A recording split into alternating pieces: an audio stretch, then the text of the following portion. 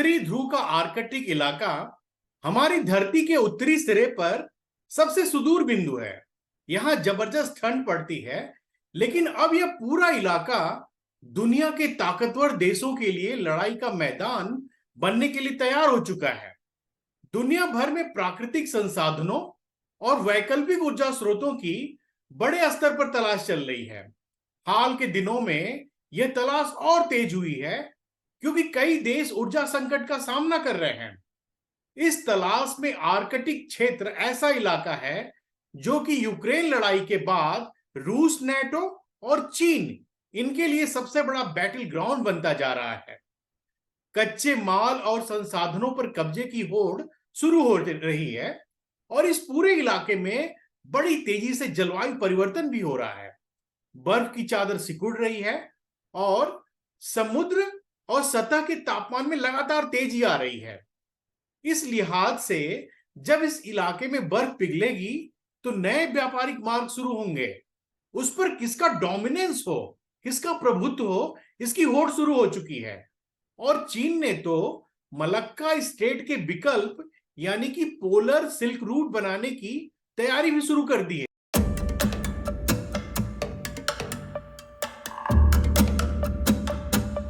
दुनिया के तेल और गैस के संसाधनों का एक चौथाई हिस्सा आर्कटिक महासागर के नीचे स्थित है। रूस, नॉर्वे, कनाडा, डेनमार्क और अमेरिका पहले ही इस इलाके पर अपना दावा पेश कर चुके हैं। आर्कटिक के विशाल खनिज भंडार तक पहुंचने की इच्छा हमेशा से इन देशों की रही है। माना जाता है कि आर्कटिक में 17,000 खरब घन फीट प्राकृतिक गैस और दूसरे तरह के ईंधन मौजूद हैं, जो रूस के संपूर्ण तेल भंडार के बराबर है और यह अमेरिका के 3 गुने ईंधन और पेट्रोलियम जितना है।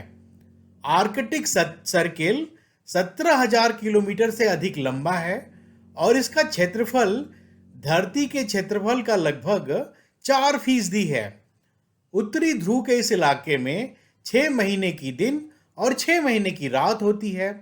यह पूरा इलाका आर्कटिक महासागर, स्कैंडिनेवियाई प्रायद्वीप, पूर्वोत्तर एशिया, उत्तरी अमेरिका और ग्रीनलैंड के बीच से होकर गुजरता है। आर्कटिक सर्किल की जमीन 8 देशों के बीच बटी हुई है। ये 8 देश हैं: नॉर्वे, स्वीडन, फिनलैंड, रूस, अमेरिका, कनाडा, डेनमार्क और आइसलैंड।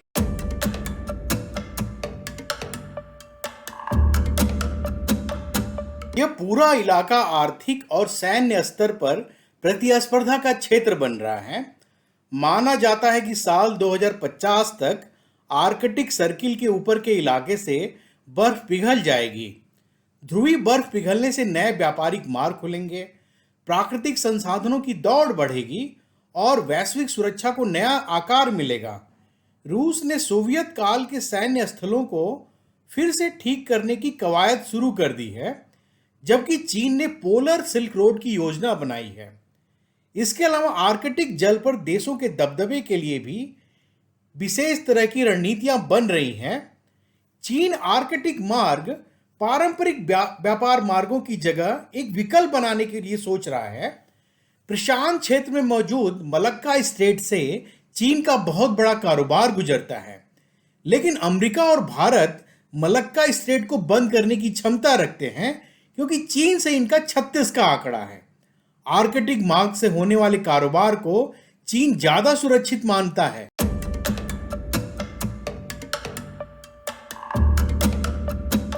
वहीं दूसरी तरफ आर्कटिक द्वीप समूह में एक इलाका है स्वालबार्ड। इस पर नॉर्वे का अधिकार है। रूस भी इस पर अपना अधिकार जताता है। बीते दिनों नॉर्वे ने इस इलाके से रूस के सामानों की आवाजाही को रोक दिया। चूंकि स्वालबार्ड नॉर्वे का हिस्सा है, लेकिन 1920 में एक संधि हुई थी जिसके तहत आर्कटिक में स्थित स्वालबार्ड में रूस को अपने प्राकृतिक संसाधनों का दोहन करने का भी अधिकार मिलता है और वहां की कई बस्तियां रूसियों द्वारा बसाई जाती हैं। इस झगड़े से पहले भी आर्कटिक में कई देश आपस में लड़ाई कर चुके हैं। अब तो फिनलैंड और स्वीडन जैसे देश नेटो में शामिल हो चुके हैं, जो कि खतरे की घंटी है। और अब 8 आर्कटिक देशों में से 7 नेटो का हिस्सा हैं। यानी कि इनमें से किसी भी देश पर अगर रूस का हमला होता है तो बाकी सब मिलकर रूस पर अटैक करेंगे। फिनलैंड और स्वीडन ने तो सशस्त्र बलों को मजबूत करने पर ध्यान देना भी शुरू कर दिया है। अंतर्राष्ट्रीय कानूनों के मुताबिक इस इलाके में मौजूद देश तट से 370 किलोमीटर यानी कि 200 मील तक विशेष आर्थिक गलियारे बना सकते हैं।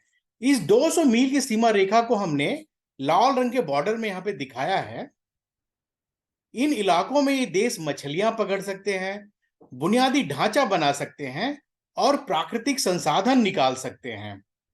यहीं पर 1721 किलोमीटर तक का समुद्र के अंदर फैला एक पहाड़ है जिसका नाम है लमानोसो पहाड़। ये नीले रंग से लेकर आगे हमने भूरे रंग की लाइन में दिखाया है। इस पहाड़ को लेकर कनाडा, रूस और ग्रीनलैंड इनके बीच विवाद चल रहा है। ये जो पूरा इलाका है शेडेड एरिया, यही है पूरा विवादित एरिया। और अब तो डेनमार्क ने इस पूरे लाल रंग के घेरे वाला जो आकार है इस पर अपना दावेदारी पेश करना शुरू कर दिया है।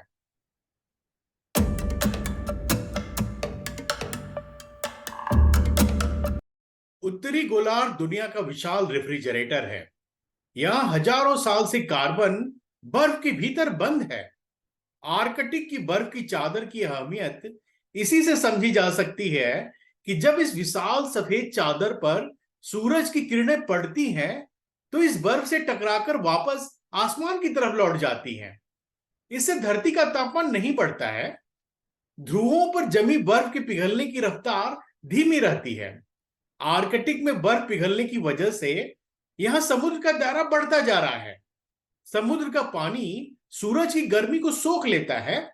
इससे आर्कटिक में गर्मी तेजी से बढ़ रही है। आर्कटिक में दुनिया के कुल जंगलों का 1/3 हिस्सा है कि वो बर्फीला इलाका जहां पर कई सालों तक बर्फ जमी हुई है। इनमें बड़ी मात्रा में कार्बन बंद है। अगर बर्फ पिघलती है तो ये जीवाश्म खुले में आ जाते हैं। तो इसका बहुत बुरा असर हमारे वातावरण पर पड़ने जा रहा है। भयंकर ठंड की वजह से यहां पर कीटाणु भी आसानी से नहीं पनपते। और अगर गर्मी बढ़ती है तो जीवाश्मों में बंद कार्बन वायुमंडल में घुलने लगेगा। इससे धरती पर बड़ी तेजी से जलवायु परिवर्तन होगा और इससे निपटना पूरी दुनिया के लिए बहुत बड़ी चुनौती होगी।